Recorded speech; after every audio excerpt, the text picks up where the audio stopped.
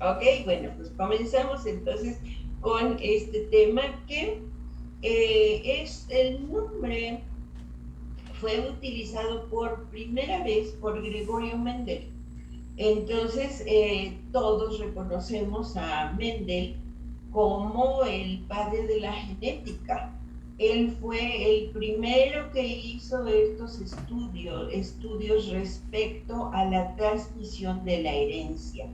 Y pues él, si recuerdan, porque todo esto nos lo dan como cuentitos, pues ahora ya desde la primaria y porque yo escuché pues a mis nietos chicos, porque fíjense que tengo unos nietos viejones de más de 30 años y estos chicos pues eh, tampoco ya están tan chiquitos, ya son adolescentes, pero desde su primaria yo los oía que hablaban de estos términos, ¿no? Y de la herencia y de los genes y todo esto.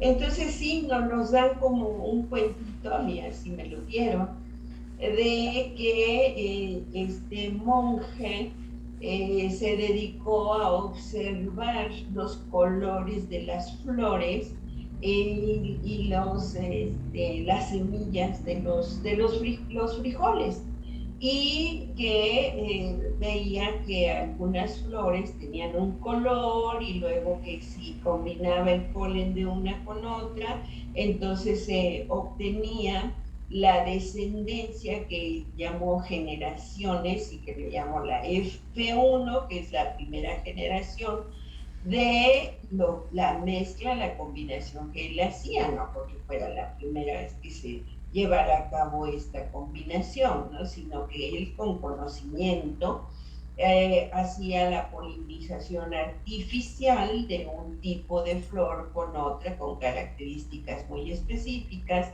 y determinó que la primera descendencia, la primera generación producto de esa mezcla, de esa combinación, era el color dominante y entonces le llamó a la ley de la dominancia. Después sí mezclaba los genes, bueno, la información genética a través del polen entre esas mismas flores de productos de la primera generación, entonces obtenía lo que él le llamó la ley de la segregación, en la que sí todavía había predominancia fenotípica, o sea, de lo que se expresaba, pero genotípicamente era un híbrido, era una combinación, pero lo que se manifestaba seguía siendo la ley de la dominancia.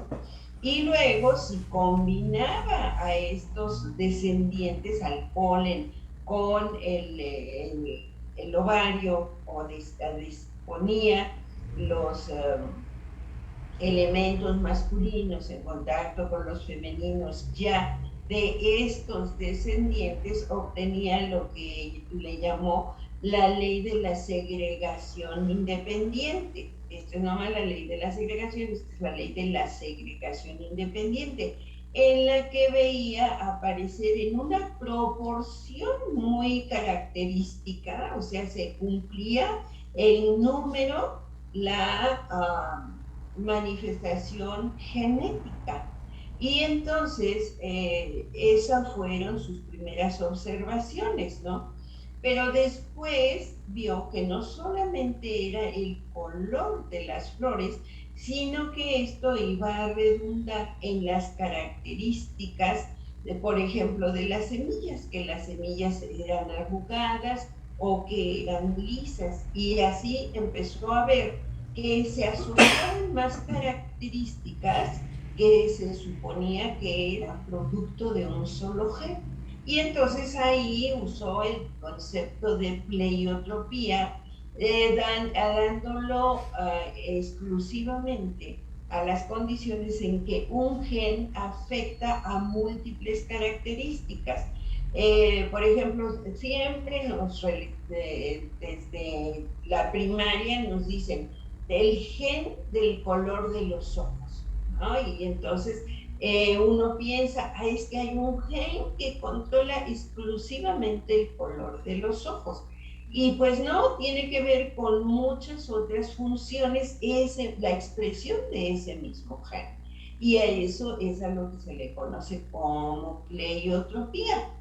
Y ahí fue donde se acuñó el término, que quiere decir muchos, pleio, muchos, y tropos, efectos, que hay muchos efectos, otros lo traducen de una manera similar, pero no dan exactamente este mismo contexto, esta misma traducción, pero eso es lo que quiere decir, que hay algo, un factor que incide en muchos puntos. Eso es lo que quiere decir. Y nosotros lo aplicamos en el término en que la farmacología lo ha utilizado en los efectos que un medicamento realiza.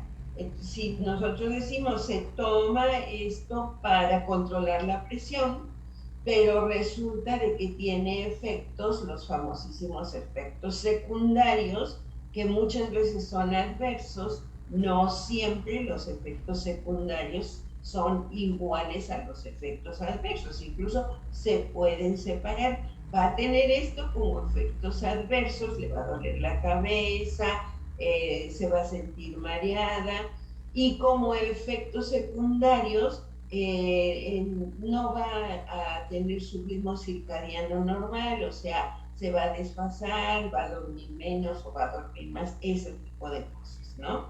Entonces, a eso mucho se ha aplicado, por ejemplo, en las estatinas, que dicen va a controlarle los niveles de lípidos circulantes y va a ir específicamente que al colesterol. Sí, pero al mismo tiempo va a ver que le va a modificar esto, que se va a alterar lo otro y va a tener esto como efectos adversos. Eso es pleiotropía, que una molécula no va exclusivamente, que eso siempre ha sido el sueño de todos los químicos, producir una molécula que vaya como un misil al punto específico, arregle sin modificar ningún otro aspecto. Eso hasta la fecha no se ha logrado, pero es el sueño.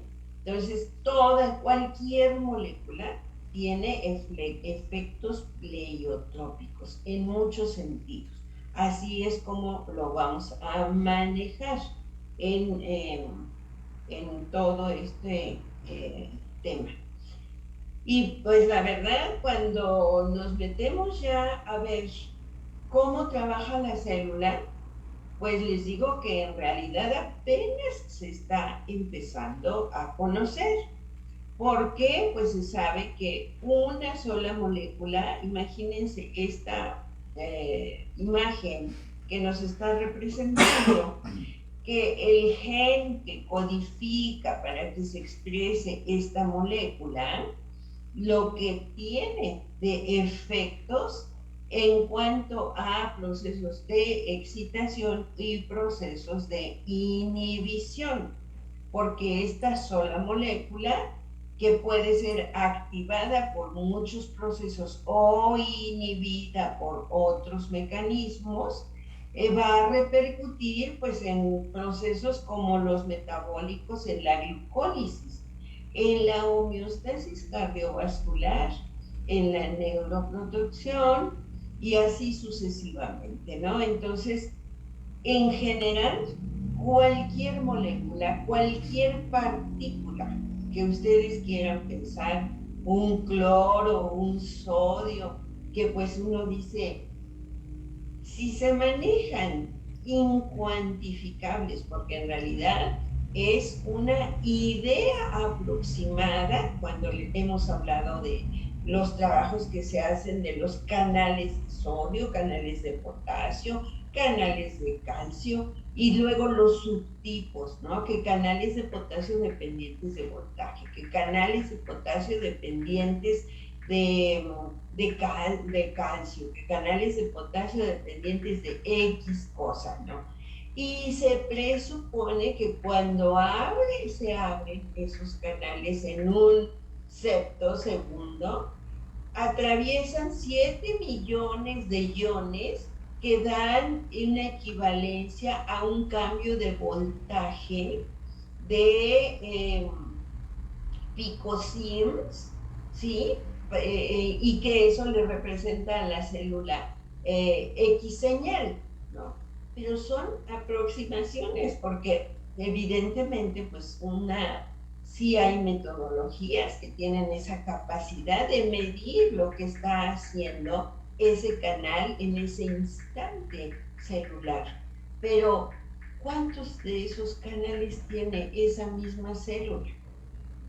Uno puede decir, es que la micra cuadrada de un linfocito T2 de la sangre periférica tiene 18 canales de esos que estamos midiendo por micra cuadrada.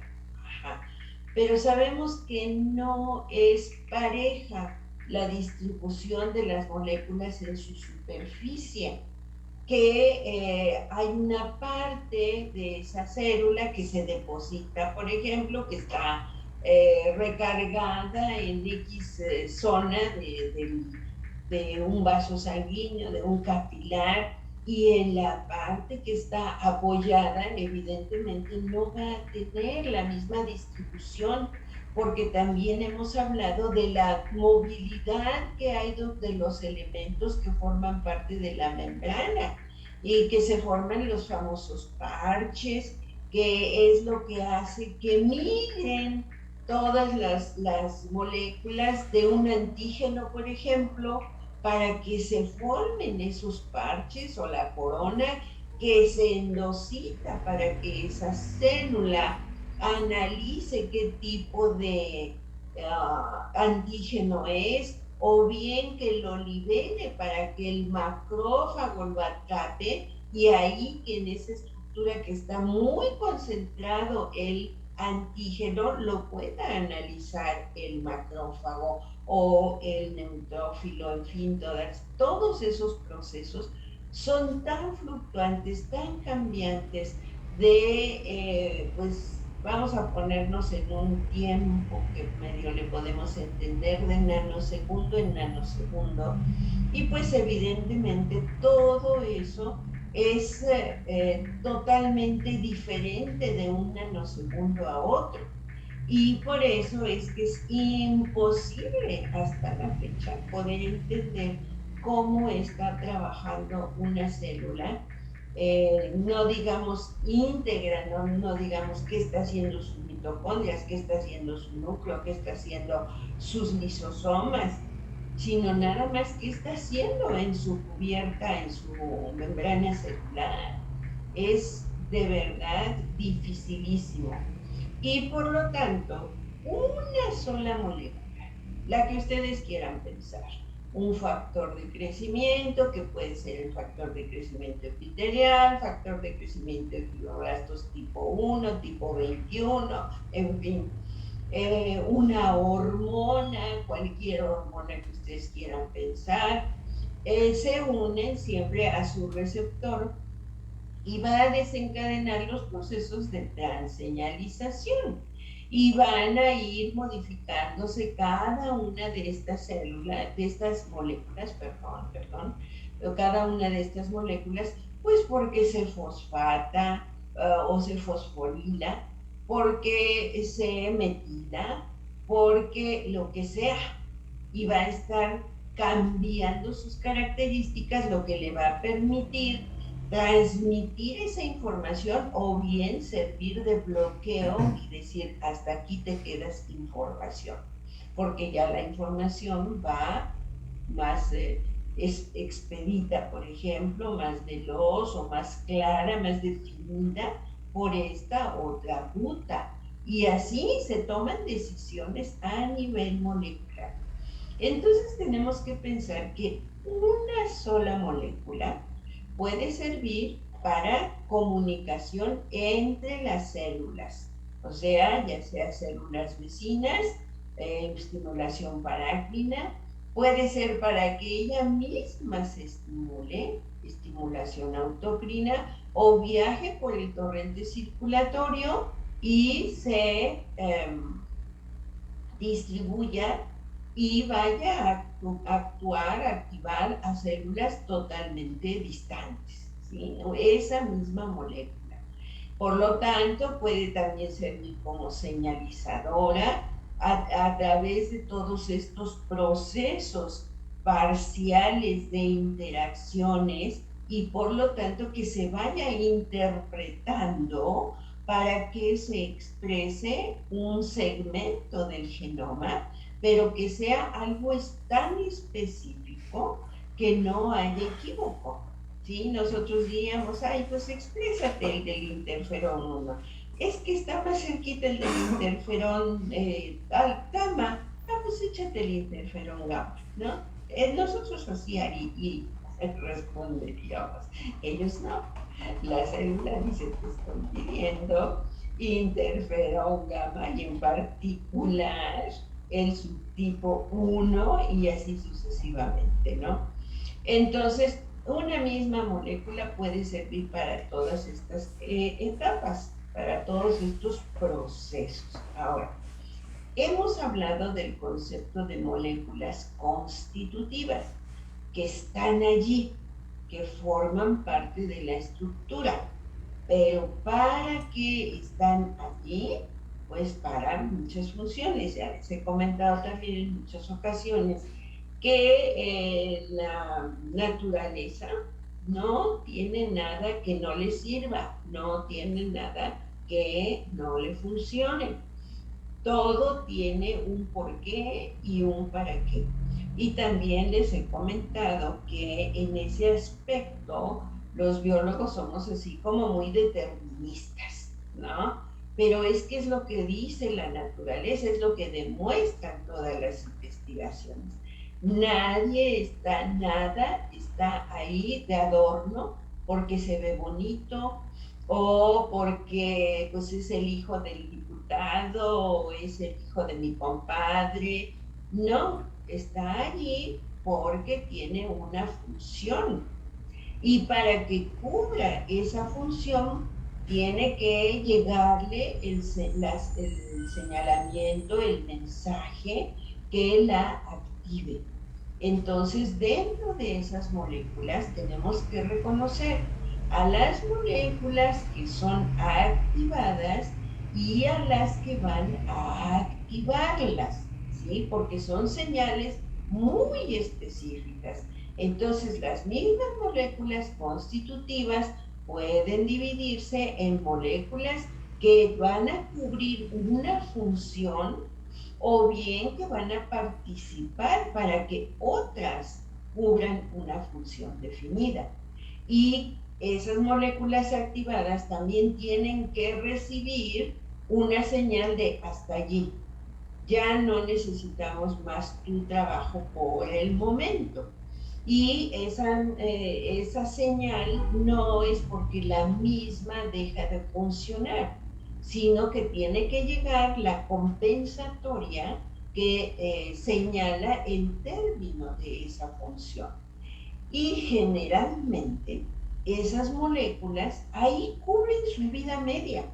Son moléculas que son fugaces.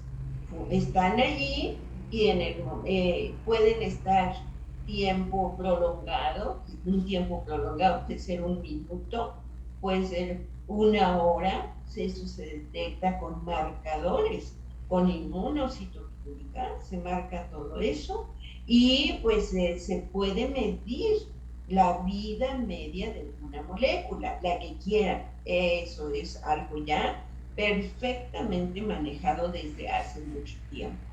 Y por eso es que se ha llegado a esa observación de que hay moléculas que tienen una vida media muy corta, que son fugaces, otras que van a durar minutos, horas, incluso días, pero no hay moléculas permanentes. Eso está bien claro. Y eso todo es detectado por las moléculas que están encargadas de eso. ¿Se acuerdan que hemos hablado mucho de la ubiquitina? Hay varios tipos de las ubiquitinas. Y esas moléculas están allí, son moléculas constitutivas, pero están vigilando la vida media de carbohidratos, de proteínas, de lípidos, de bases púricas y pirimídicas, de ácidos nucleicos, de cualquier partícula que esté allí, y detectan su viabilidad. Ahí es donde viene uno. ¿Y cómo saben cuál molécula ya está vieja? ¿Cuál molécula ya funcionó? Porque están marcadas. ¿Cómo se marcan? Pues porque se les une un sulfato, un fosfato, un metilo, lo que sea, y eso es lo que las marca como, digamos, vírgenes, todavía con utilidad, o que ya cubrieron su función, y entonces su vida media, determinada por su energía, su campo energético. Acuérdense que hemos hablado también de ese concepto. El campo energético que emite cada molécula es lo que va a determinar su vida media, y que las moléculas encargadas de vigilar la vida media de cada una de las partículas presentes en X compartimento, porque también eso es bien importante recordar, la compartimentalización que hay en cada una de las zonas de la célula y en cada uno de los organelos. Y dentro de los organelos también hay regiones muy bien compartimentalizadas. O sea, la parte de la matriz mitocondrial que está cerca de la membrana interna, la matriz mitocondrial que está entre la membrana externa y la membrana interna mitocondriales. Todo eso determina características físico-químicas de cada región, que es lo que va a determinar el campo en el que se van a alojar X partículas, y por eso se habla de regionalización, de compartimentalización. Nada está al azar, nada está al ahí se va. Ya hemos visto, pues primero, así lo más grueso es el citoesqueleto, que le da la forma a la célula y que determina en dónde está el núcleo, en dónde están los centriolos, en dónde está la red mitocondrial. ¿Se acuerdan del condrioma? Que está determinada la posición de las mitocondrias por esas estructuras tubulares, fibrilares, que organizan la posición de las mitocondrias. Pues todavía más fino es lo que está determinando las cosas de en dónde está X material. Aunque decimos hay calcio en toda la célula, es cierto, pero en diferente concentración.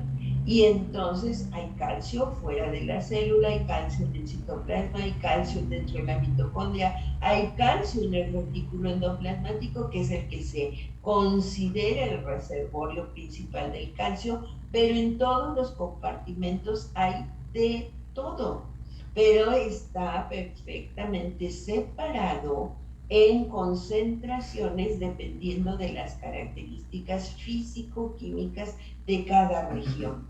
Aquí, por ejemplo, vamos a tener un pH, una temperatura, una osmolaridad, que decimos, ay, ¿qué diferencia va a haber con el pH de aquí, la temperatura, todos esos parámetros que decimos, es igual adentro que afuera.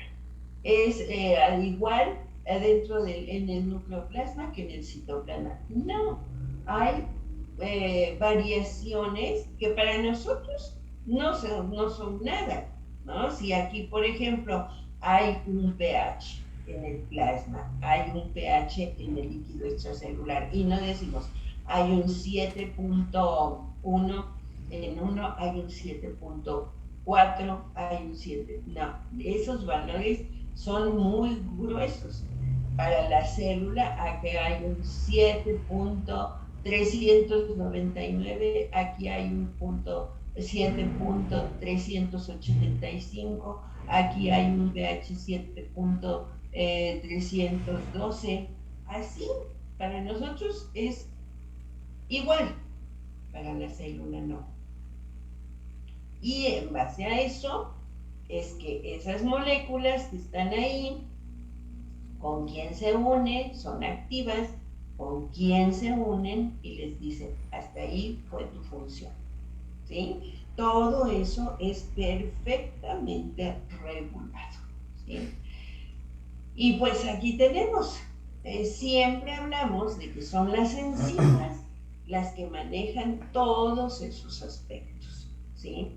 Tenemos en cada uno de los diferentes componentes de nuestra estructura, ¿no? Cada una de nuestras células tiene proteínas, tiene grasas, tiene carbohidratos, tiene ácidos nucleicos, tiene minerales, tiene vitaminas, y cada una de esas partículas están en su forma simple, están en forma compleja o están modificadas. ¿En qué se modifican? Pues en que tienen un grupo sulfato, un grupo fosfato, o se les unió un cloro, o se les unió un fierro, o se unieron dos proteínas entre sí, qué sé yo. Pero todos y cada uno de nuestros compuestos que tenemos tiene diferentes formas de expresión, tienen diferente estatus en cuanto a composición. Puede ser en su forma más simple, puede ser en su forma más compleja, que ya no se va a unir más con nadie, pero hay todos los intermediarios. Siempre eso también lo tenemos que imaginar, porque tendemos mucho a pensar, pues es un ácido graso, y ese ácido graso para nuestra mente, bueno, para mi mente, siempre va a estar en el hígado como tal, en el páncreas como tal, en la circulación como tal, en el adipocito como tal, y no, ese mismo ácido graso en el torrente circulatorio tiene que estar unido a algo, porque como es apolar o hidrofóbico, no va a poder circular como tal en el torrente sanguíneo, porque ahí fundamentalmente hay agua.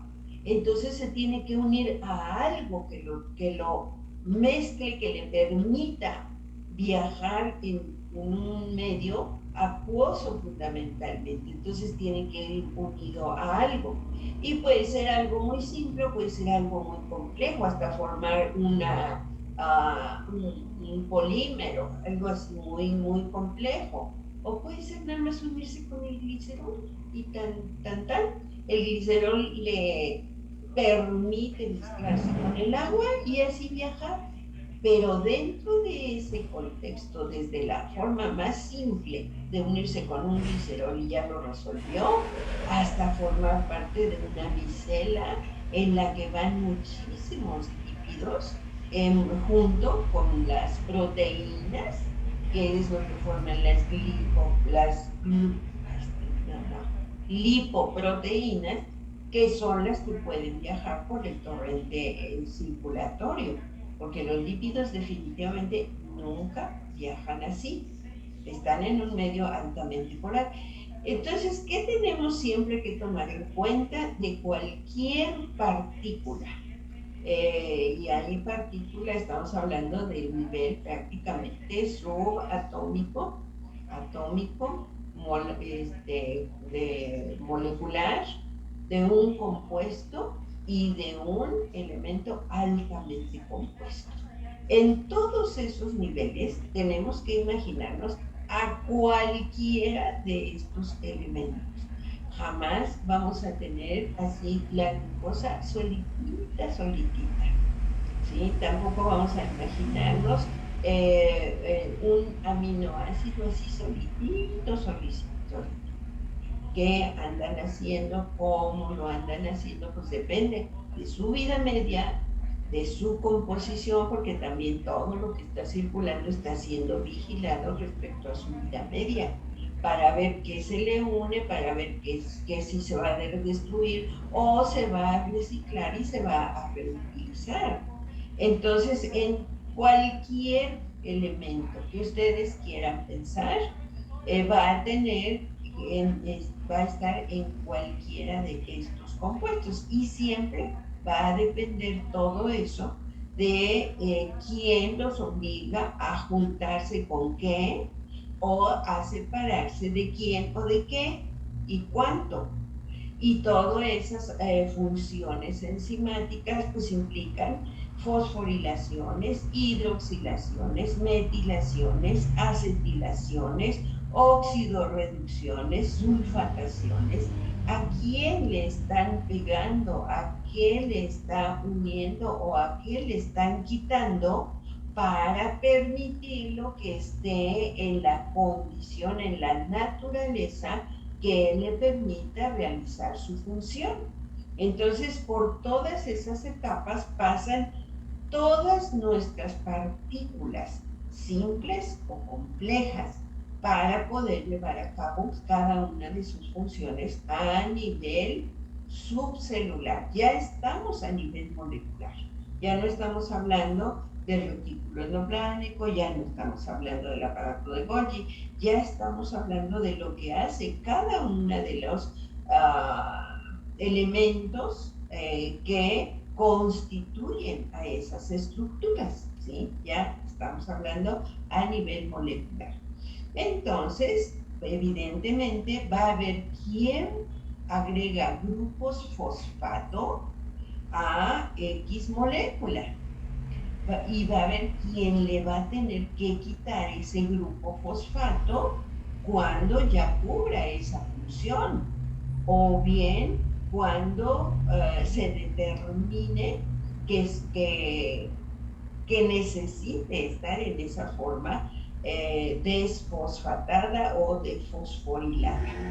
Va a haber enzimas que van a agregar agua o van a agregar grupos hidroxilo, todo depende, hay unas que las llaman hidratasas y otros llaman hidroxilasas, y quién se los va a retirar, grupos metilo, y quién les va a quitar esos grupos metilo, quién agregue los grupos acetilo y quién se los retire, quién los oxide y quién les quite esos oxígenos, quién les agregue hidrógenos y quién les retire esos hidrógenos, quién grupos sulfatos y quién se los va a retirar.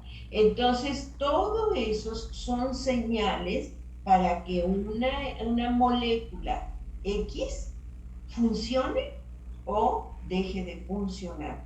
Así es como nosotros lo veíamos mucho más complejo a nivel de la célula. ¿Cómo sabe la célula lo que tiene que hacer? Pues se le va a agregar un mensajero químico que va a llegar y se une a su receptor, va a transseñalizar y entonces la célula ya sabe que se tiene que dividir.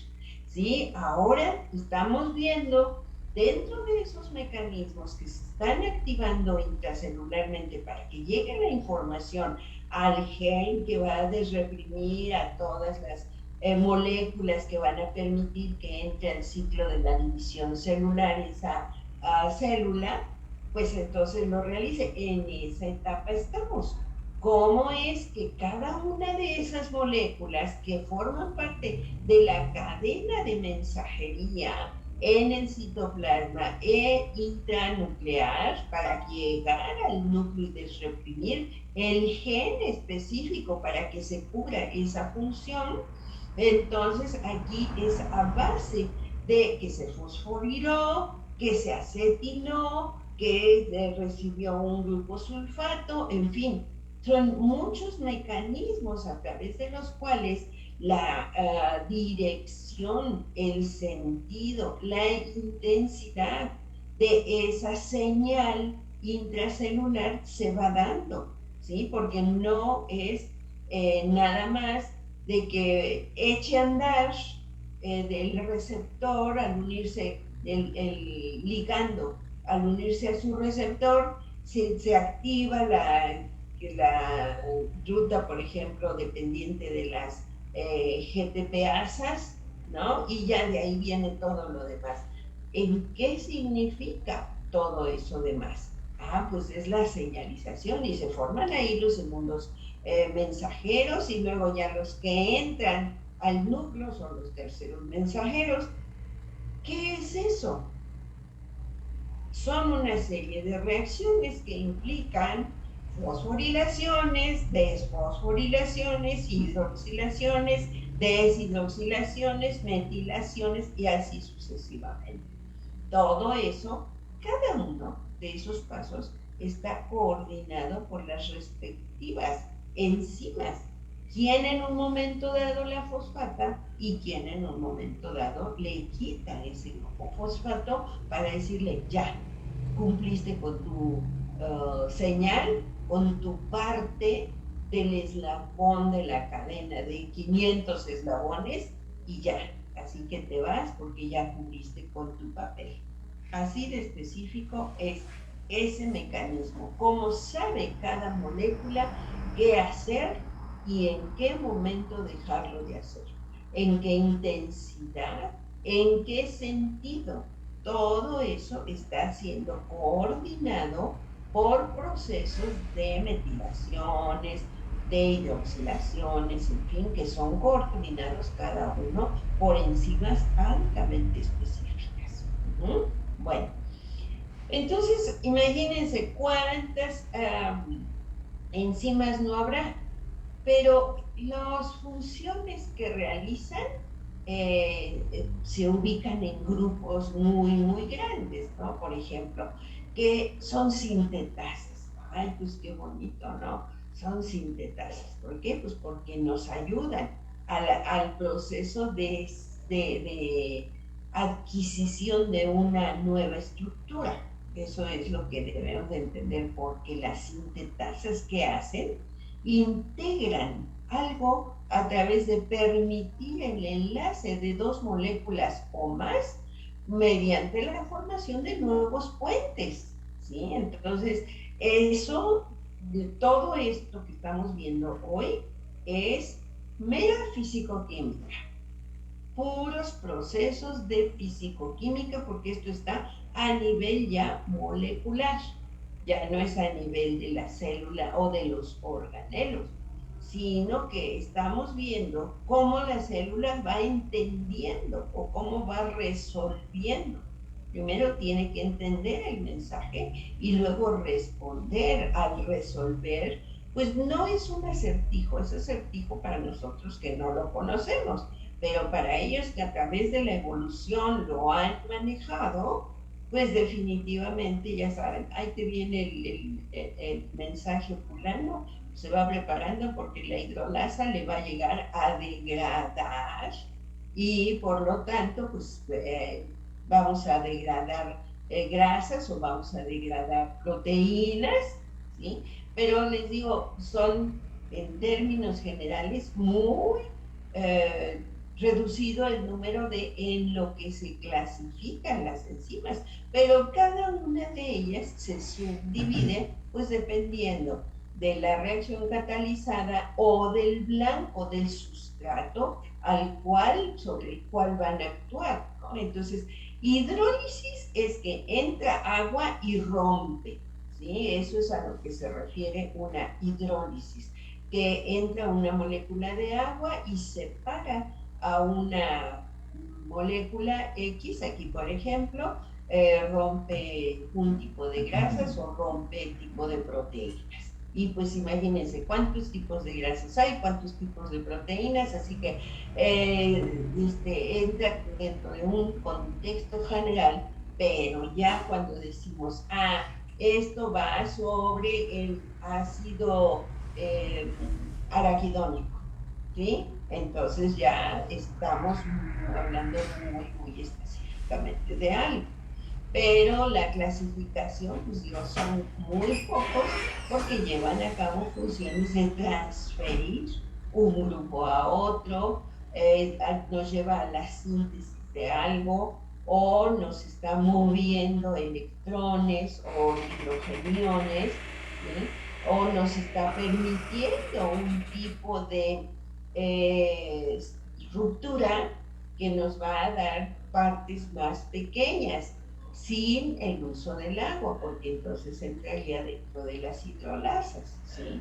Y una isomerasa es que nomás arregla moléculas dentro de rearregla átomos, reacomoda átomos dentro de la misma molécula. Entonces, hay muchísimos ejemplos de cada una de ellas, pero todo lo que está realizando la célula a nivel molecular está coordinado por reacciones químicas que son coordinadas por las numerosas enzimas que ahí están.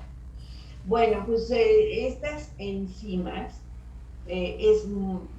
son temas que se llevan semestres completos, por decir algo, pero es uno de los temas más estudiados en bioquímica por la importancia que tienen en todos los procesos de regulación.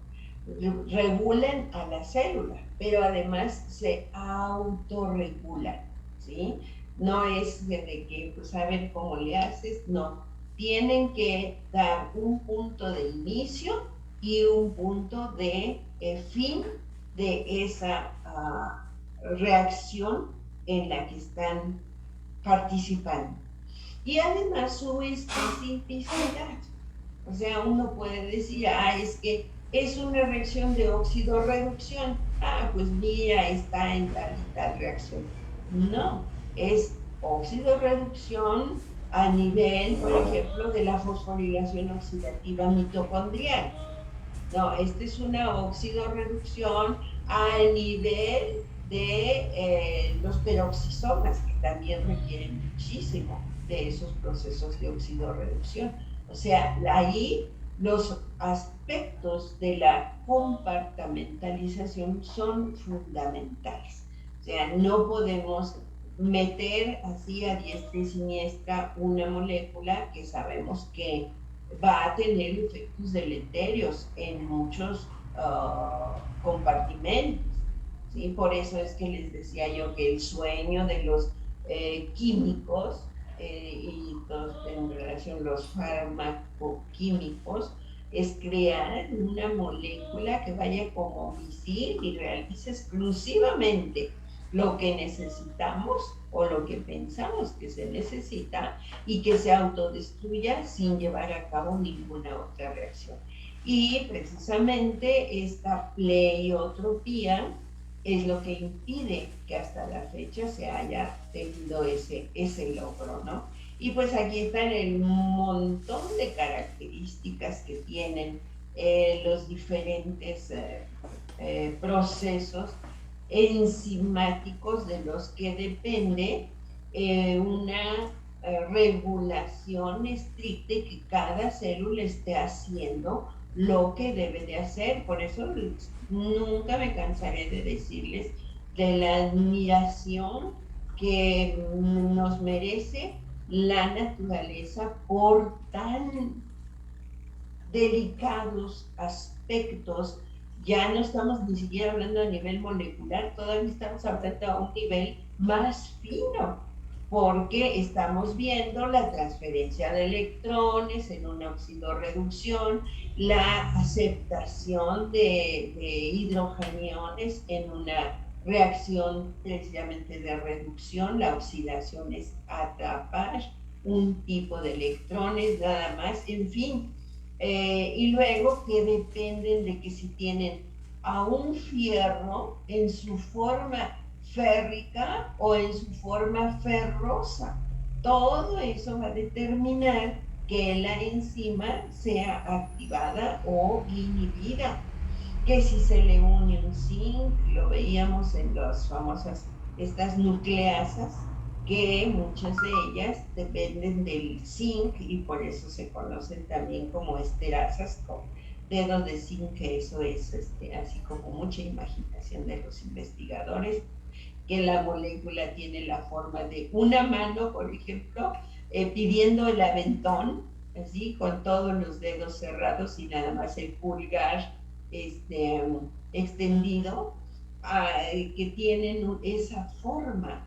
Las moléculas, porque pues ya acuérdense que estructuralmente tienen una forma bien definida, bien clara, su punto de activación, su punto de inhibición, su sitio alostérico en el que puede cambiar la posición siguiendo una estructura en la que está, por ejemplo, el carboxilo terminal, el grupo amino terminal, el punto del sitio activo, que aquí, por ejemplo, está representado, que es una enzima que depende de que tenga un zinc aquí en el punto de reconocimiento. O sea que estos procesos de autorregulación que tiene cada una de, pues ya les digo a nivel celular, sino a nivel de organelos o a nivel del compartimento citoplasmático, porque hay regiones en donde se forman las pozas, están bien estructuradas, como vamos a ver ya detenidamente en qué es lo que ocurre con el pirofosfato de tiamina en sus muy diferentes formas, porque también hemos hablado, sí, que hay monofosfato de tiamina y que hay un fosfato de tiamina, pero ¿qué determina eso? ¿Cómo es que la célula puede intercambiar todo esto? Pues gracias a todas estas funciones enzimáticas. Realmente el trabajo, el papel bioquímico que se cubre en cada una de las células, pues está a cargo de estas partículas que son realmente la dinámica, la que determina la velocidad. Esto es muy característico, siempre se habla de la velocidad de la reacción y que está determinada por la función enzimática. Entonces, una enzima es la que determina qué se forma, qué se degrada, en qué velocidad, cuál sentido predomina, síntesis o lisis o degradación, el ritmo celular va a depender de ello. Pero, a su vez, estas enzimas obedecen a estas reglas. ¿Cuáles son los factores que determinan la velocidad de la reacción? ¿Sí? Pues va a depender de la concentración del sustrato. Puede estar allí la enzima y ser muy activa y ser muy dinámica y ser muy eficiente, pero si no tiene el sustrato, ¿qué va a ser pues definitivamente queda inhibida, ¿sí? Y pues esa inhibición puede ser reversible o irreversible. Y eso depende de lo que detecte la molécula a su alrededor. ¿Qué hay? Si hay alguien que esté cubriendo su función, entonces es una inhibición competitiva, o bien es que no la hay, no hay con qué trabajar, y pues ahí no, nadie le está compitiendo, ¿sí? Al contrario, le falta el factor que le va a inducir su actividad, su retroactivación, ¿sí? Eso es, o bien que le digan hasta ahí va tu función y se unen o la destruyen o se le une algo que le va a decir, ya cubriste tu función, ya no se necesita más tu función y por lo tanto hasta ahí terminó tu actividad. Y puede ser que se le una un factor determinante que le bloquee su sitio activo, o bien que sea degradada completamente por las proteasas, porque acuérdense que la naturaleza de todas las enzimas es proteica. Así que también su vida media va a estar bien vigiladita, pues por los factores que ya habíamos mencionado. Y la existencia de inhibidores que determinen no solo que pare de actuar, sino que la degrade. Entonces hay estos son los reguladores, pero a su vez ellos tienen quien las regule, ¿sí? O sea, todo está perfectamente controlado. Y estos factores son los que determinan su acción. Cuánto sustrato hay, cuánto de la enzima hay y los factores físico-químicos fundamentales que determinan todo. El pH, la temperatura, la hidratación. Aquí se me hace que falta constituir la dilución, que de una manera indirecta podría ser la concentración, pero no necesariamente, porque tenemos que imaginarnos aquí exclusivamente al material que forma parte de la reacción, al sustrato y a la enzima. Ya el resultante va a ser producto de que esto esté, pero la relación agua con el medio en el que está diluido todo esto. Hemos comentado la importancia de la tonicidad y de la osmolaridad. ¿Sí? La tonicidad es la relación soluto-solvente, que eso determina que se muevan los componentes en diferentes compartimentos y entonces se va a ejercer una fuerza, una presión contra las membranas y entonces ya vamos a hablar de osmosis, ¿verdad? Entonces eso va a determinar la dilución de un compartimento dado, que puede ser, por ejemplo, comparando el líquido extracelular con el líquido intracelular, el citoplasma. Pero dentro de la célula va a determinarse la relación citoplasma, líquido intramitocondrial o líquido intralisosomal o líquido intranuclear, y eso va creando gradientes de concentración, gradientes que van a tener que ser compensados para que ni se hinche el núcleo, ni se hinchen las mitocondrias y al contrario se creen o se deshidraten mitocondrias, peroxisomas, el núcleo, etcétera, etcétera. Todo tiene que estar compensado. Entonces aquí esos factores de dilución, no nada más en cuanto a concentración de los compuestos, sino la relación agua que nos da los conceptos de osmosis y de tonicidad son fundamentales. Y evidentemente pues siempre el pH y la temperatura, que son los reguladores de cada una de nuestras constantes, ¿no? Estas en sí son constantes biológicas, cada una de ellas son las constantes biológicas que nos determinan la funcionalidad de cada una de nuestras moléculas. Ya ahí ya no estamos hablando de cada una de nuestras células, sino de cada una de las coordinadoras de las reacciones químicas, que es en lo que se fundamenta la biología o fisiología celular. Y pues la fisiología celular sustenta a la tisular a la orgánica y así sucesivamente, ¿no? Pero entonces ya estamos hablando ahora a nivel molecular, ¿sí? Bueno, pues entonces vamos a enfocarnos un poquito en qué hay del pirofosfatetiamina, ¿no? Porque siempre estamos hablando de que si es mucho, que si es poco, que cuándo, que cuánto, que de todos esos factores. ¿Y qué pasa? ¿Y cuánto tiempo dura en nuestro organismo? Y que una vez que entra, ¿a dónde llega? ¿Cómo se mete? ¿Qué es lo que hace? En fin, todas esas dudas espero que hoy queden resueltas. Para empezar, pues sabemos que nosotros no la producimos.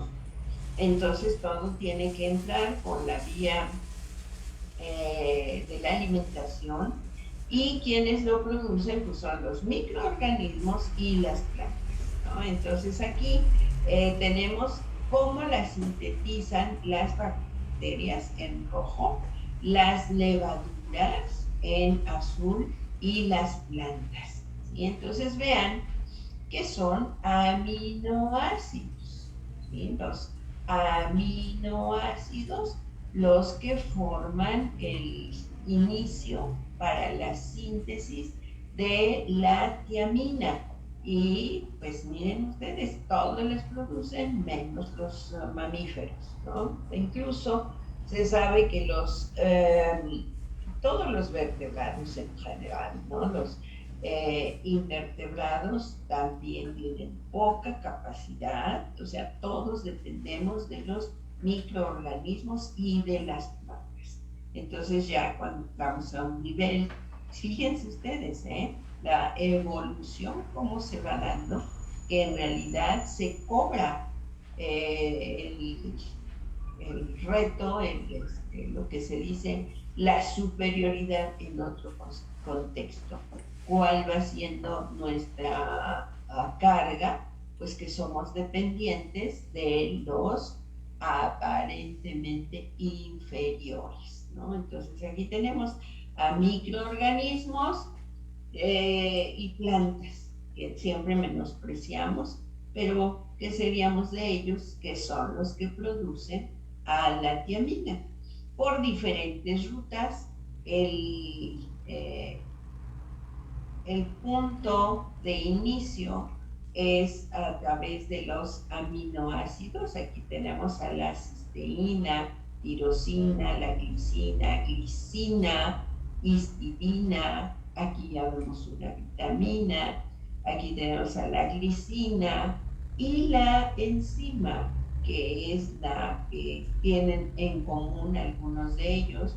Aquí aparece una de las moléculas que es súper fundamental para ya los, entre paréntesis, superiores, porque no la tienen los más inferiores, que son las bacterias. Y como van apareciendo en la escala evolutiva los componentes que por una parte nosotros ya adquirimos evolutivamente hablando, pero no tenemos los fundamentales que forman el esqueleto inicial, ¿no? Entonces aquí ya tenemos cómo confluyen ya en la producción de los precursores de la molécula de tiamina y todos confluyen en el monofosfato de tiamina. Y luego ya se constituye el difosfato o pirofosfato o bifosfato de tiamina, que es ya la forma activa y que se puede estar intercambiando entre tiamina, monofosfato, interactuando entre ellos dependiendo de la concentración. Pero entonces aquí ya metemos este concepto, que en función de la concentración del sustrato, la concentración de las enzimas, el pH y la temperatura, es que estas reacciones se están interconvirtiendo para formar las pozas de cada uno de ellos. ¿Qué tanto estás usando? ¿De cuál estás usando? Para saber cuál enzima es la que vas a activar o bien a inhibir a través de los factores correspondientes que veíamos aquí. Entonces hay moléculas que están allí, pero que necesitan ser activadas a través de las activadoras, y cuando ya cubren su requerimiento, entonces entran las moléculas inhibidoras para que se inhiban esas moléculas constitutivas y ya sea que sean eliminadas o que se queden ahí, pero inactivas, ¿sí? Todos esos procesos son los que se están dando aquí y vayan generándose los diferentes componentes que son primero el anillo pirimidínico. Ustedes se acuerdan de la fórmula de la tiamina, que tiene un anillo pirimidínico, que es de las bases de los ácidos nucleicos, y el anillo diazólico, y a las cuales se van uniendo los grupos fosfato para formar el monofosfato de tiamina y el difosfato de tiamina. Entonces todo se va produciendo utilizando los carbonos aportados por los aminoácidos, ¿sí?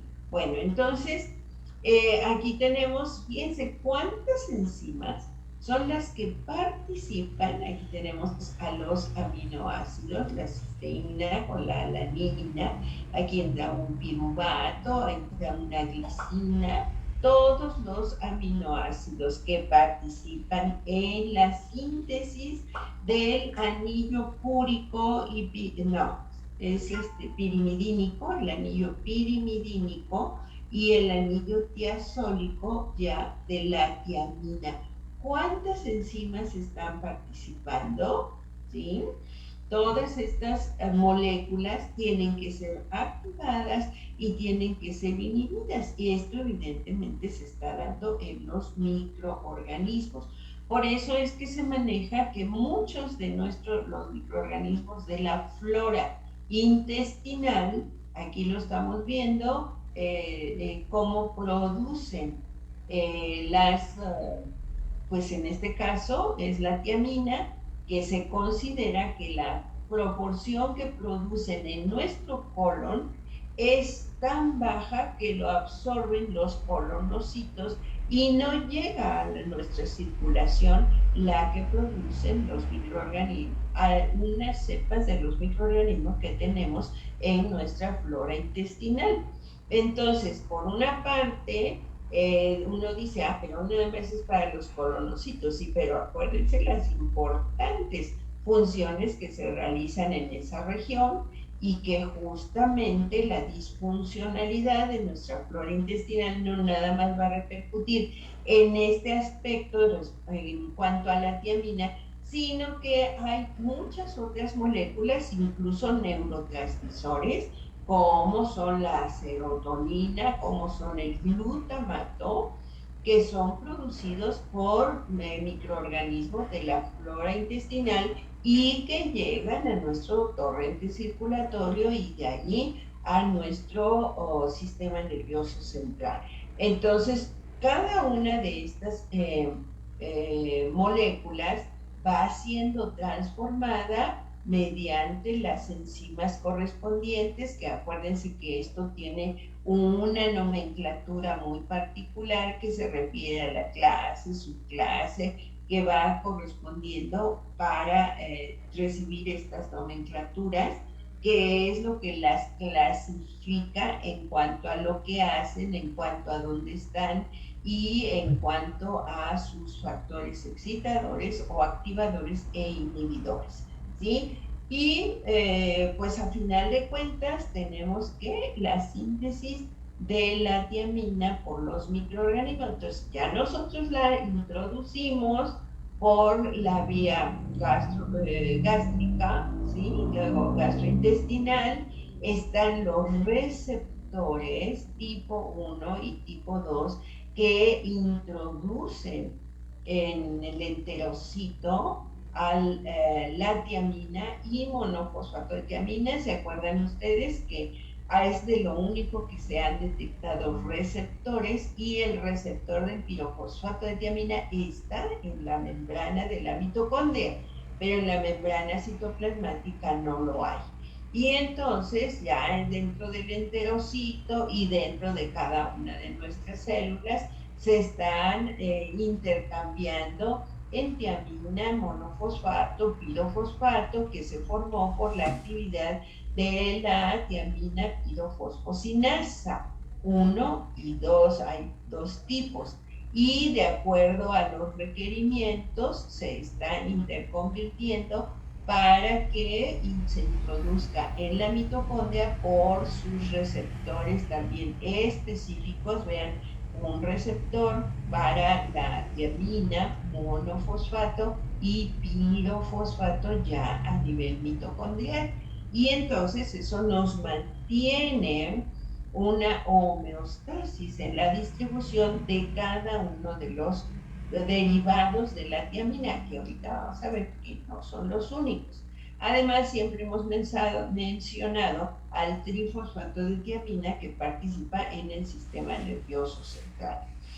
Entonces, cuando hablamos así de las rutas metabólicas, pues lo decimos tan sencillo, que decimos, pues la glucólisis, sí, claro, la glucosa entra, se rompe la hexosa en las triosas, esas triosas van a dar lugar al ácido pirúvico, el ácido pirúvico se descarboxila, se convierte en acetilcoenzima A, que ya entra a la mitocondria y pues ahí se lleva a cabo el ciclo.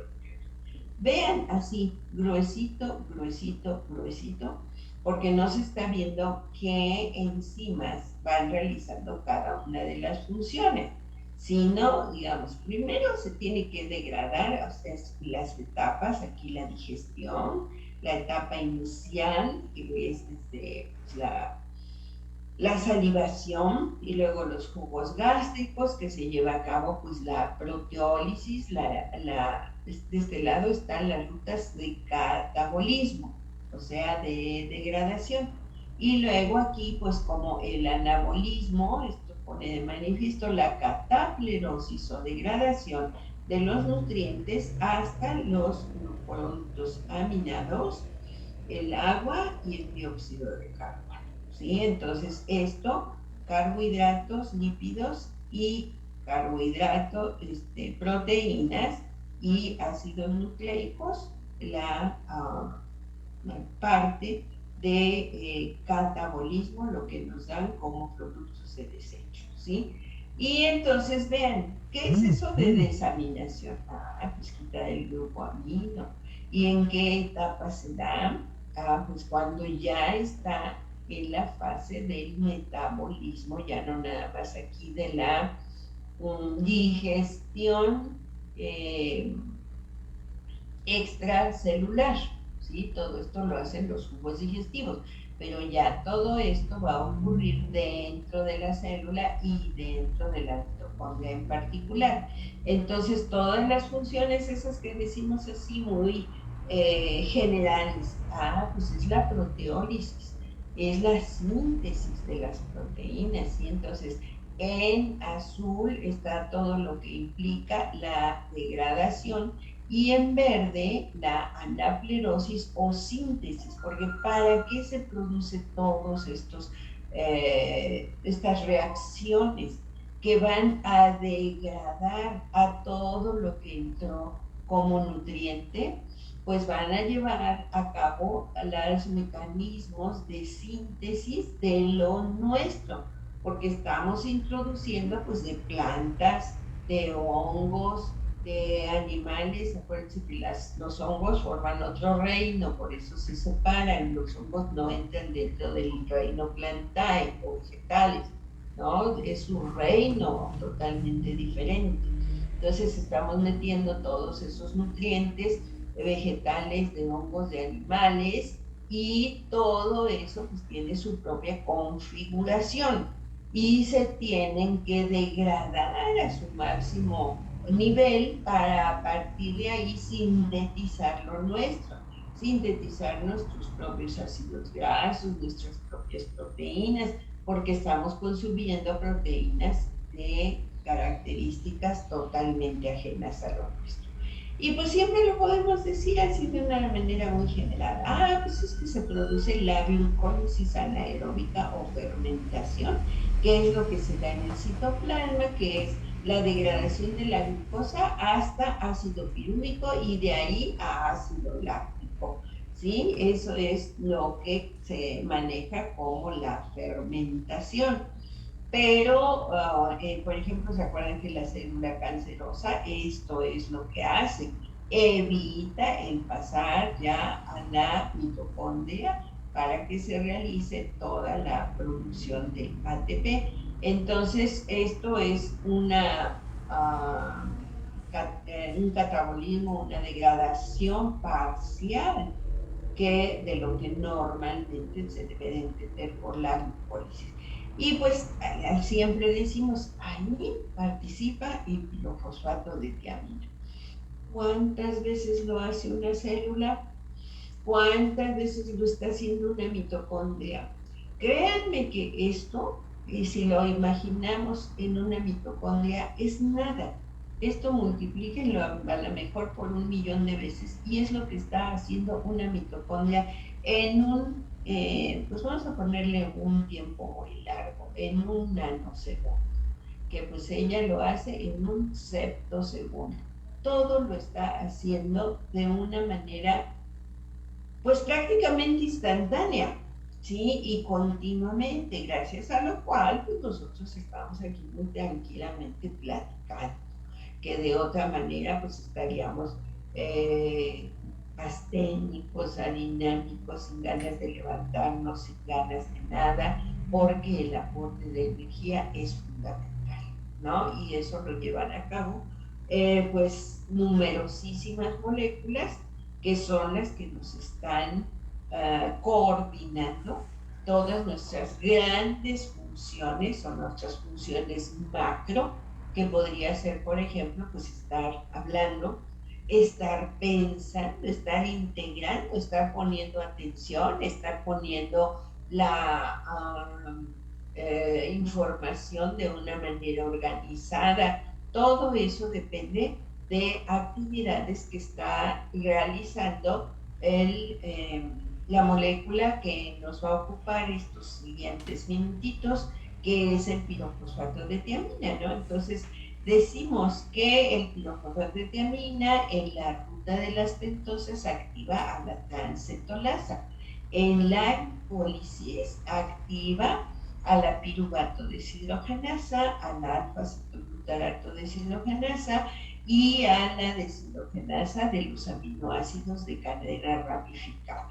¿Sí? Eso es lo que siempre hemos manejado, y pues con eso ya nos damos por bien servidos de que ya sabemos lo que hace el fosfato de tiamina.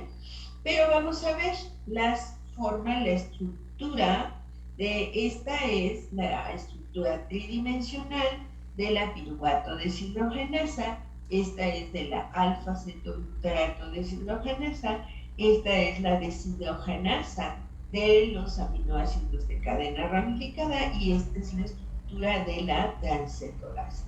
Aquí, por ejemplo, ya nos está diciendo que la transcetolasa, para funcionar y ser activada por el pirofosfato de tiamina, que dicho sea de paso, son estas pelotitas, estas caniquitas rojas, ahí es donde entra el pirofosfato está representado el pirofosfato de tiamina, y que nos está diciendo que son moléculas que tienen que ser dimeríticas, o sea, se tienen que unir dos moléculas, y cada una de esas moléculas tiene su sitio activo en donde entra el pirofosfato de tiamina para que degraden pues lo que les corresponde. Aquí, por ejemplo, la ribosa 5-fosfato nos lleva a gliceraldehído 3-fosfato, que ya es entrar toda a la ruta de la glucólisis, pero en general esto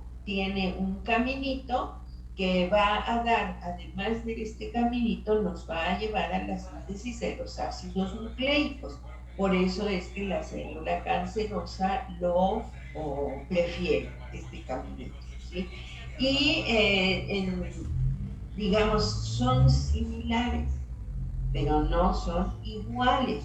Ya la estructura química de cuántos aminoácidos, que cuántos glutamatos tiene, cuántas glicina, todo eso difiere, y por eso es que son clasificadas pues como enzimas distintas. Entonces, cada una de ellas es activada por el pirofosfato de tiamina en un punto específico, que es donde está el sitio activo. Ahora, recuerden ustedes que hemos platicado en algunas ocasiones, pues que el sitio donde el pirofosfato de tiamina reconoce tiene ciertas características estructurales, eléctricas, de pH, de todo lo que es físico-química, y que se ha encontrado que hay más de 9.000 moléculas que tienen esas características. por lo que se supone que sería alrededor de esas enzimas o moléculas en las que el pirofosfato de tiamina podría participar, pero evidentemente no está descrito. O sea, por eso les digo que apenas está empezando a conocer cómo funcionamos. Pero bueno, lo que se sabe ahorita es eso. Otro aspecto que es muy relevante de decir en dónde participa el pirofosfato de tiamina es en su autorregulación. ¿Qué es eso? Se conoce como un riboswitch, en inglés es tiamipirofosfato, ¿sí? Pero con el T, en español es TPF y en inglés es TPP. Eso es cuando se refiere al pirofosfato de tiamina. Hay un tipo de ARN. ¿Se acuerdan ustedes que el ARN es hasta ahorita todos de cadena simple, sencilla? Pero, por ejemplo, hemos escuchado mucho. Hay virus que tienen cadena de ARN doble y se los he comentado también. Eso de cadena doble tiene que ser bien entrecomillado, porque en realidad es la cadena simple la que se pliega sobre sí misma. Se reconocen las bases complementarias y forman los enlaces, pero en realidad es una cadena simple, no son las cadenas complementarias asimétricas que forman el ADN. Entonces, este tipo de ARN se pliegan y aquí en un sitio bien caracterizado se empiezan a formar unos pliegues que son los que permiten que aquí se pegue el pirofosfato de tiamina. Y a esa estructura completa, donde está el pirofosfato de tiamina, se le ha llamado riboswitch. ¿Y qué hace ese riboswitch? En los organismos inferiores se ha encontrado que se autorregula.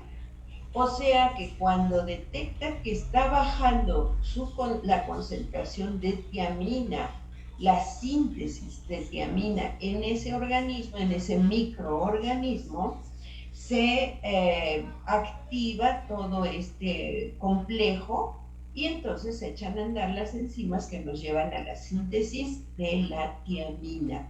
Entonces así se maneja su autoproducción.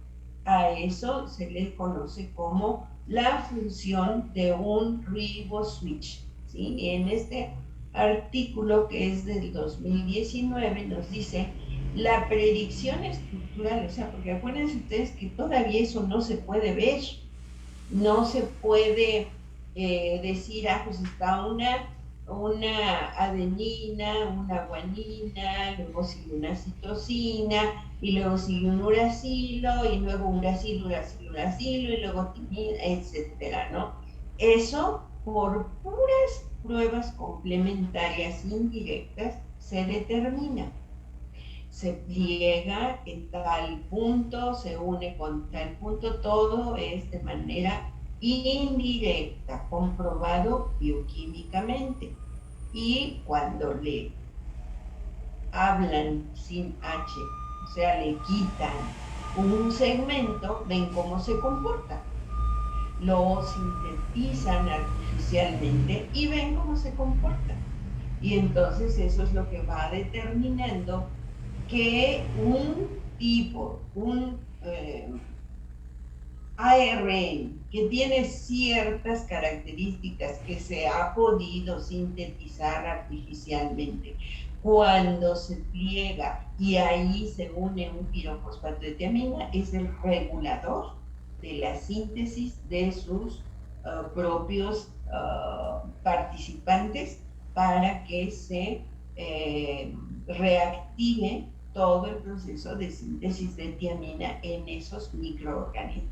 Incluso pues hasta se sabe, ya se determinó cuántos nucleótidos, acuérdense, una base púrica o pirimídica, adenina, guanina, citosina, uracilo en este caso porque es ARN, eso es la base púrica. Luego se le une el azúcar, que es la ribosa, en este caso porque es ARN, y luego, a ver qué iba el azúcar, luego el grupo fosfato. Cuando no tiene el grupo fosfato hablamos de nucleósidos, y cuando ya tiene el grupo fosfato entonces ya tenemos el nucleótido. Entonces cada uno de estos nos va diciendo adenina, adenina, citosina, citosina, adenina, citosina, y nos va diciendo la organización, la acomodación y el número de ellos que forma cada uno de los segmentos de este riboswitch. Y entonces aquí nos dice que qué parte de cada una de esta estructura, cuántos nucleótidos tiene. Uno tiene pues apenas entre 1 y 120, entre 120 y 190 para construir la estructura. Pero fíjense ustedes, el pirofosfato de tiamina autorregula su producción en los microorganismos. Ahora, siempre hablamos de pirofosfato de tiamina, pero ¿cuántas formas hay además? Siempre hablamos tiamina, anillo pirimídico, anillo tiazólico, puente metileno que los une. Y luego, ¿dónde se unen los fosfatos? Aquí sería monofosfato, este ya es pirofosfato. Y este es un sintético de la tiamina que se ha producido, ahora sí, comercialmente, que es la benfotiamina, que tiene un elemento que le da una naturaleza lipídica y que se creó y se vende como benfotiamina porque con su naturaleza lipídica se busca que se absorba más fácilmente y los pacientes que tengan deficiencia de tiamina más rápidamente se introduzca. Y si se cumple. La cuestión es que sigue siendo tiamina, ¿no? La fórmula ya del monofosfato, la unión de un grupo de tiamina con un grupo de adenosina o adenina, ¿se acuerdan que hemos hablado de la adenosina tiaminada o tiaminilada o la tiamina adenosinilada, ¿sí? Hemos hablado de esta, que si cortamos aquí, esta parte de la molécula, es la tiamina trifosfatada, trifosfato de tiamina que usan las neuronas. Pero si vemos esta parte de la molécula, es una adenosina trifosfatada, que es el famosísimo ATP. Pero las células tienen esta forma completa y ahora ya también detectaron la difosfatada y que se relaciona con la flexibilidad metabólica. ¿Se acuerdan de eso que hemos hablado? Entonces ahora nos aparece el pirofosfato de tiamina en otra molécula, en otro tipo. La benfotiamina que les decía, esta que es fursultiamina, que es otro derivado porque tiene un grupo azufre, que ya de por sí acuérdense que tiene azufre, de ahí el nombre de tiol, de la tiamina, y luego la sulutiamina. Estos son sintéticos. ¿Cuántos tipos? También tenemos la que tiene cloro, ¿sí? El cloruro de tiamina, también. Esto es en polvo, también lo venden. También está la forma en nitrosada, que es el nitrato de tiamina o la estructura de tiamina con otro grupo nitrógeno, ¿sí? También es diferente. Entonces, ¿cuántas formas de tiamina tenemos? Más las formas intermedias que representan tanto su etapa de síntesis como su etapa de degradación. ¿Se acuerdan que hemos hablado de la degradación y que en esa forma de degradación, cuando ya tiene el anillo tiazólico abierto, donde está aquí, no lo veo, el anillo tiazólico, cuando se abre en su catabolismo, es como regula la presión arterial. ¿Se acuerdan? Entonces, ¿cuántas formas hay en nuestro organismo hasta ahora detectadas? Se siguen encontrando todavía más. Entonces, ¿cuántas actividades puede tener la tiamina y todos sus derivados? Pues hasta ahorita se conocen algunos. Se conocen las concentraciones de lo que hay en cada uno de nuestros compartimentos, en la sangre completa, en el plasma y en el líquido cefalorraquídeo. Entonces hay de todas las formas en nuestra sangre, pero ya en nuestro plasma las concentraciones son tan bajas que no son detectables. Pero evidentemente debemos de tener en cada uno de nuestros compartimentos las muy diferentes formas. Ahora, fíjense ustedes, aquí tenemos al transmisor del paludismo, al famosísimo Anopheles, ¿no? El Anopheles, el mosco transmisor, que se cubre todo el ciclo de del desarrollo del microorganismo encargado de producir el paludismo. Pues esos microorganismos, cuando están pasando en su ciclo dentro del mosquito, están llevando a cabo todos los procesos de la síntesis de la tiamina. Fíjense ustedes, aquí está descrito las enzimas que tienen estos microorganismos, cómo están catalogadas, la piruvato deshidrogenasa, la subunidad alfa, que es la E1, acuérdense que siempre les he dicho que se habla complejo de la piruvato deshidrogenasa porque está formada por 3 enzimas y 5 coenzimas. Y una de esas coenzimas es el pirofosfato de tiamina, pero que es la cuña para activar al complejo de la piruvato deshidrogenasa, justamente haciendo la reacción sobre la descarboxilación del piruvato. Entonces, ¿cómo están catalogadas perfectamente las enzimas que están dentro de este microorganismo y que va produciendo, a final de cuentas, a la tiamina, al pirofosfato de tiamina y todos los complejos que forman parte para la síntesis dentro del Plasmodium falciparum, que está ocurriendo todo eso dentro del mosquito. Fíjense, mejor ellos producen que nosotros, ¿no? Bueno, entonces es importante saber qué tanta vida media tienen estas moléculas, ¿sí? Entonces se están produciendo de manera continua y en los microorganismos que las producen.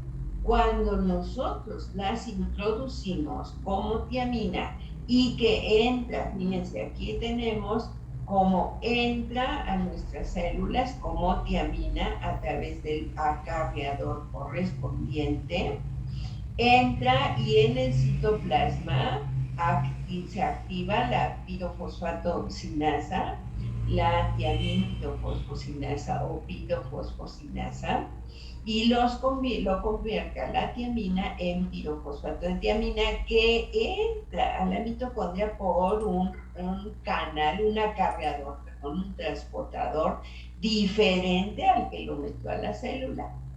Y entonces ya en el interior, pues echa a andar todos los mecanismos que ya veíamos. Esto es lo más conocido que tenemos, que activa al complejo de la piruvato deshidrogenasa, al complejo de la oxoglutarato deshidrogenasa y al de los aminoácidos de cadena ramificada, y nos lleva pues, a todos los procesos de síntesis, bueno, de regulación del metabolismo, ¿sí? Fíjense todo eso que hace, en qué tiempos, ¿sí? Tiene una vida media muy corta, de segundos, o sea, entra, funciona y vamos.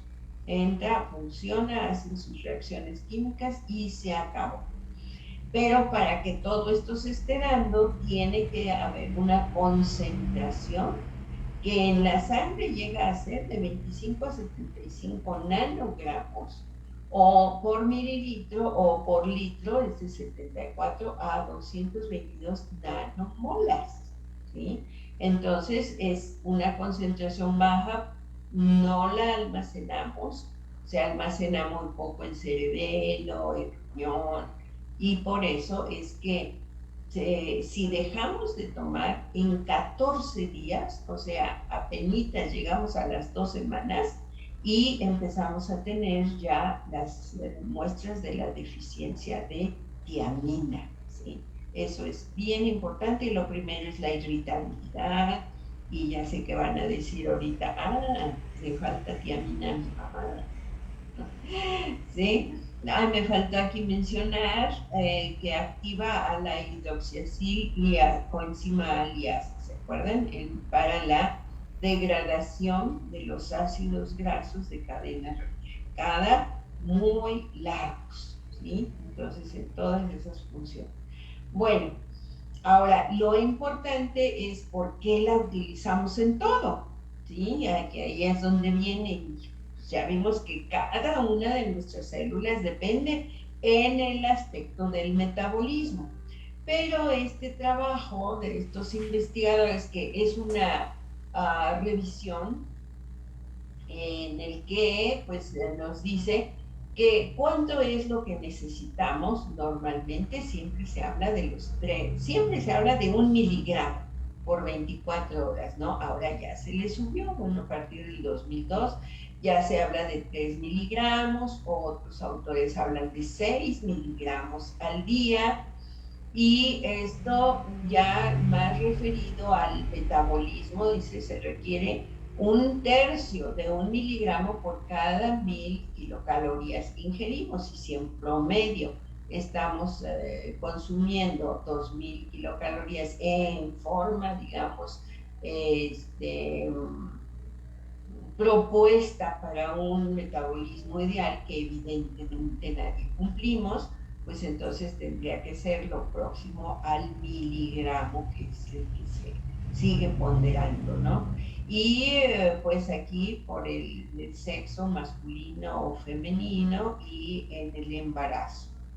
Ahora, ya aquí en condiciones ya más específicas, se viene manejando lo del requerimiento mayor en función de un padecimiento o de condiciones como es la edad avanzada, ¿sí? Que debe de tener una suplementación, sobre todo cuando se está dando una nutrición parenteral.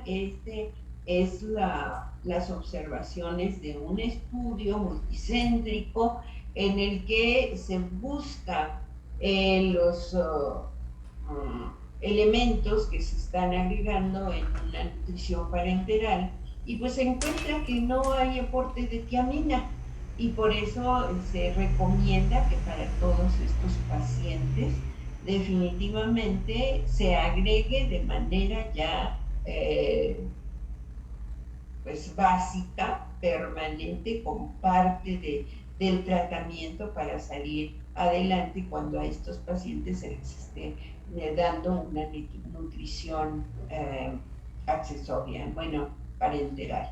Entonces, definitivamente en adultos mayores, en mujeres embarazadas, en las embarazadas que sufren la hiperemesis gravidarum, En todos esos, pues el requerimiento, acuérdense que para evitar todo eso hay que darlo, pues, incluso para que no llegue a esta condición, hay que tomarlo como parte ya de su esquema de tratamiento, igual que el ácido fólico, igual se tiene ya que agregar el, la tiamina y o sus derivados.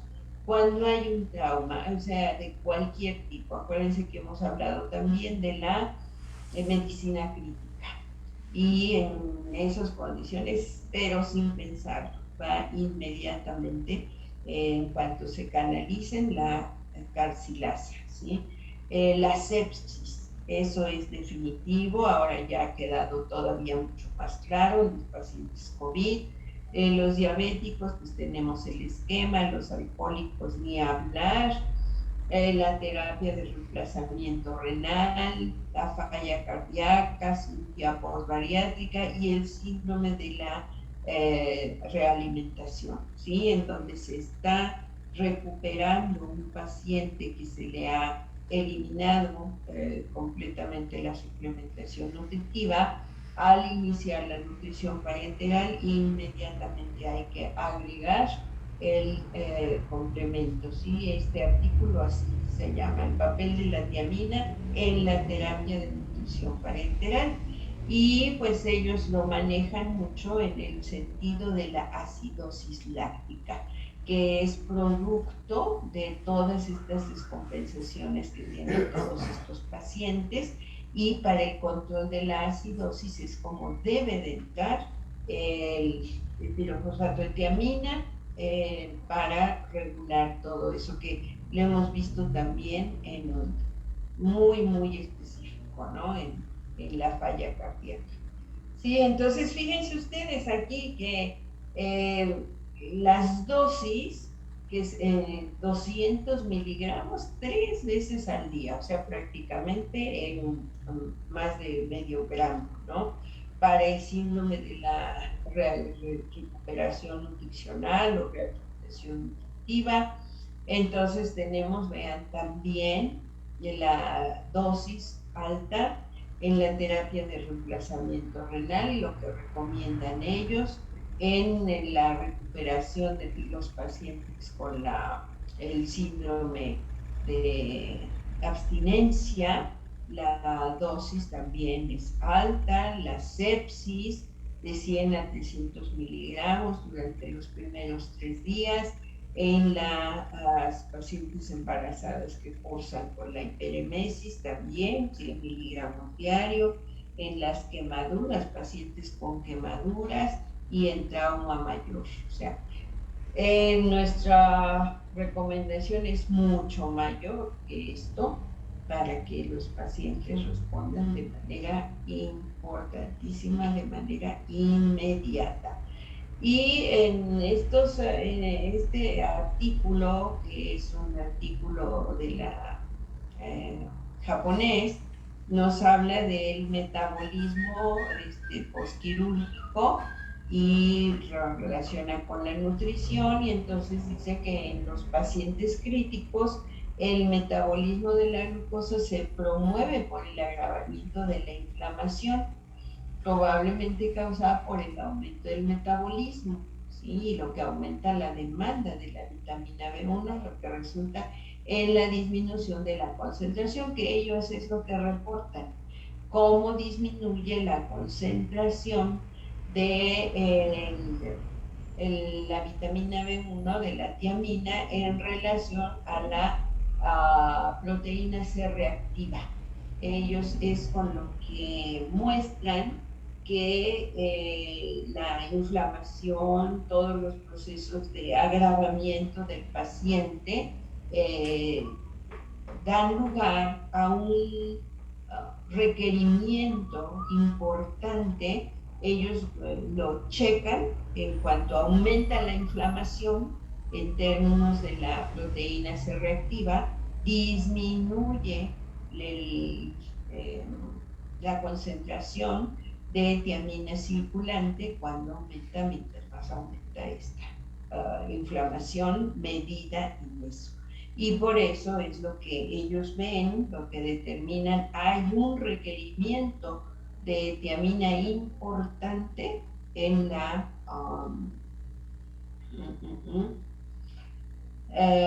cualquier condición clínica.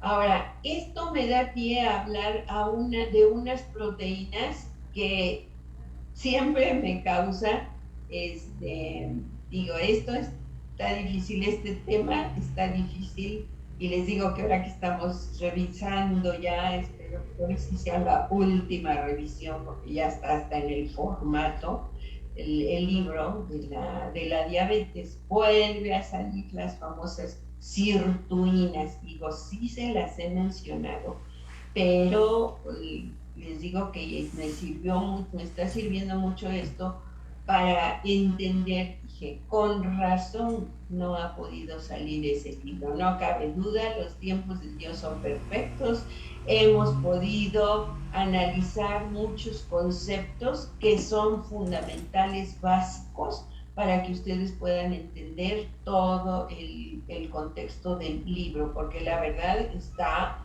a un nivel en el que está la investigación actualmente, y sí necesitamos muchos datos que son básicos y que pues normalmente por lo mismo los damos ya por sentado, pero sí es necesario que los repasemos. Entonces, las sirtuinas son unas moléculas que tienen mucho que ver en lo que es la regulación del metabolismo. Y que están presentes en todas nuestras células también. Les digo que todo es ubicuo, cada molécula, díganme dónde no hay cloro, dónde no hay calcio, dónde no hay potasio, dónde no hay grasas, dónde no hay, de lo que sea, está en todo. Y estas sirtuinas no son la excepción, son proteínas que tienen una función de desacetilase, una de las reacciones que veíamos muy al principio, acetilación y desacetilación. Y el grupo acetilo, acuérdense, ¿de dónde sale? De la glucólisis, y que siempre, ¿qué es lo que nos da? Acetilcoenzima A, ¿sí? Esa es la parte del metabolismo, acetilcoenzima A. Y de los lípidos, de aquí se va a la acilcoenzima A. Estos son 2 carbonos y la acilcoenzima A es un carbono. Todos estos grupos son los que están manejando las sirtuinas. Las sirtuinas están quitando y poniendo este grupo acetilo, porque no solamente se necesita para el metabolismo que entra al ciclo de Krebs, sino que es un mensajero, igual que decíamos aquí. Pues entonces se metila, o se acetila, o se oxida, o se reduce, o se sulfata, o se desulfata. Estas acetilaciones y desacetilaciones están a cargo de las sirtuinas, y las sirtuinas están a través de eso regulando el metabolismo, ¿sí? Entonces, ese grupo acetilo y el grupo acilo, proveniente de metabolismo de carbohidratos y metabolismo de lípidos, lo están controlando estas enzimas, estas moléculas, las sirtuinas, que son, en el humano se han detectado 7, sirtuina 1, 2, así hasta el 7.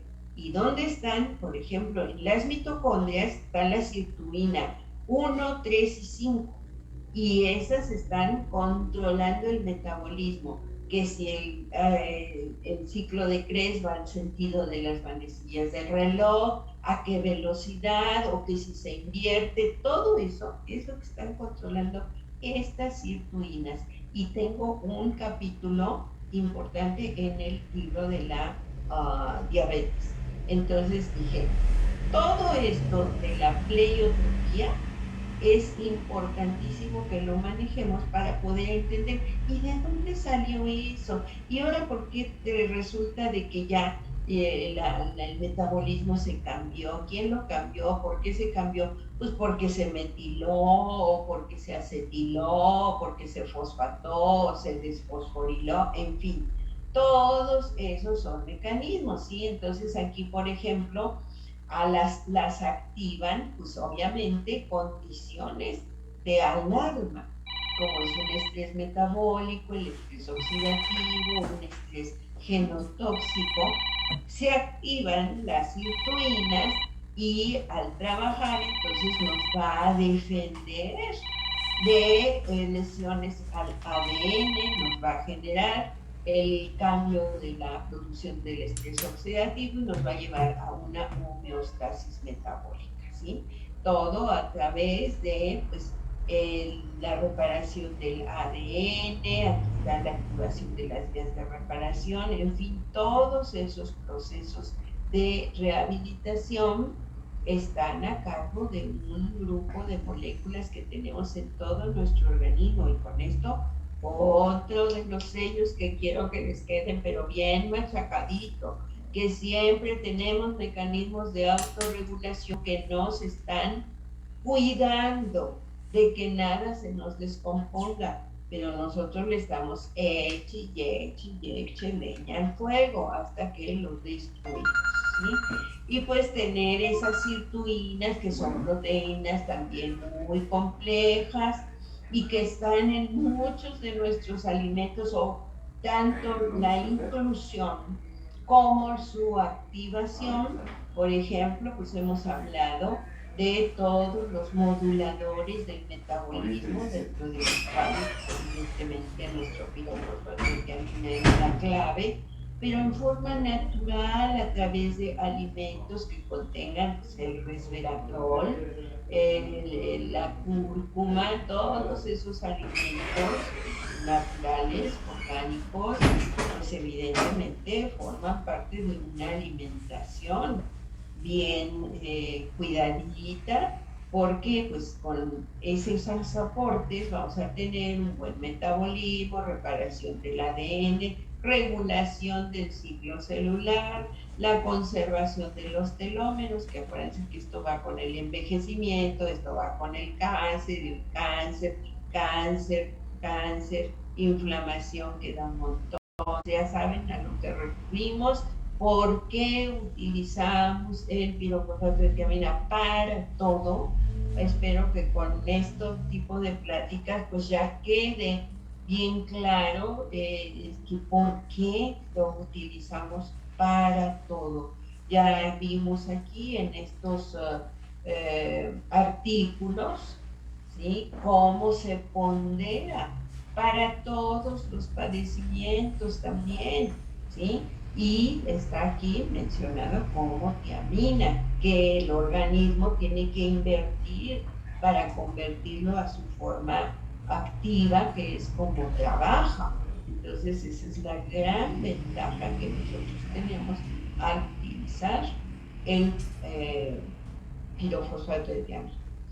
Pues muchísimas gracias, y pues espero que esta información, que es súper básica, que nos haga entender muchos de los aspectos, además de lo que tratamos tema por tema, ya muy específico.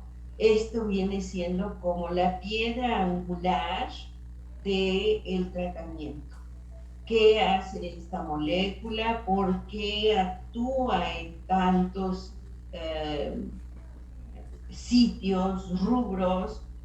Veíamos cómo está distribuida en todas nuestras células, en los compartimentos, las fosas que están bien separaditas, y ahí está la tiamina, ahí está el pirofosfato, ahí está el trifosfato, el monofosfato, intercambiándose de acuerdo a los requerimientos de la célula y al aporte que nosotros le estemos dando, ¿sí? Entonces nunca va a ser excesivo el aporte de la forma activa de la tiamina porque todas y cada una de nuestras células lo requiere en muchas de sus formas en las que se estén de forma. Ahora sí me despido. Gracias, gracias, gracias.